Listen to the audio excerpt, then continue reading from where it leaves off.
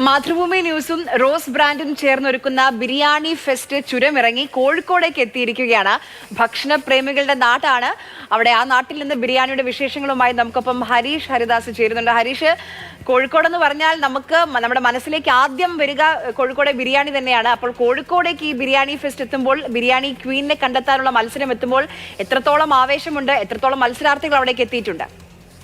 ആര്യ, വലിയ സന്തോഷമൊന്നും എനിക്കിപ്പോൾ നിലവിൽ പറയാനില്ല. കാരണം ചെമ്പ് പൊട്ടിച്ച് ഭക്ഷണം കഴിക്കാൻ തുടങ്ങിയ സമയത്താണ് നിങ്ങൾ ലൈവ് വന്ന് വിളിച്ചത്. കാരണം ഇപ്പോൾ ബിരിയാണി എല്ലാം തീർന്നു തോന്നുന്നു. കാരണം എല്ലാ ചെമ്പും കാര്യമായിക്കൊണ്ടിരിക്കുകയാണ്.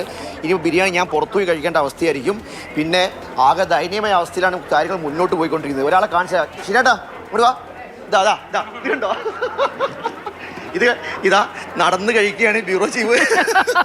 ഇങ്ങനെ കഴിച്ചുകൊണ്ടിരിക്കുകയാണ്. അതായത് നല്ല ദമ്മിൻ്റെ മണം.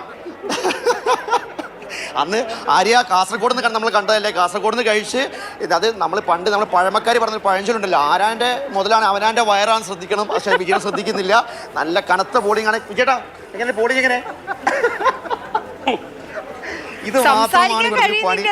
ഞാൻ ഇവിടെ ലൈവ് നിൽക്കുക, ആശം ഭക്ഷണം കഴിക്കും. ഞാൻ ലൈവ് പോയിക്കൊണ്ടിരിക്കുകയാണ്.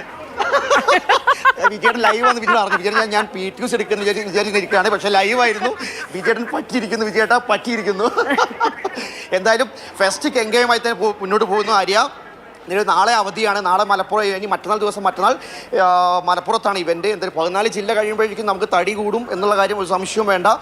നല്ല ബിരിയാണിയുടെ മണമുണ്ട്. ഞാൻ കൂടുതൽ പറഞ്ഞ് സമയം കളയുന്നില്ല. കാരണം സമയം കളഞ്ഞ എന്റെ ബിരിയാണി തീർന്നു പോയി. ബിരിയാണി കിട്ടില്ല. ഞങ്ങളുടെ സമയമല്ല, വിലപ്പെട്ട സമയമാണ്. ഓരോ ചെമ്പും കാലിയായിക്കൊണ്ടിരിക്കുകയാണ്. എന്നാലും CK നോട് ആസ്വദിച്ച് കഴിച്ചോളം പറയും, ഇനി ബുദ്ധിമുട്ടിക്കുന്നില്ല. ഓക്കെ ആര്യ. ശരി, ഹരീഷ് ഹരിദാസ് ആണ് തിരുവനന്തപുരത്തെ. ക്ഷമിക്കണം, ഞങ്ങൾക്ക് ഇവിടെ എല്ലാവർക്കും നമ്മുടെ മനസ്സിൽ പോലും രുചിയൂറുന്ന ആ കാഴ്ചകളിലൊക്കെ നമ്മളിലേക്ക് എത്തിച്ചത്.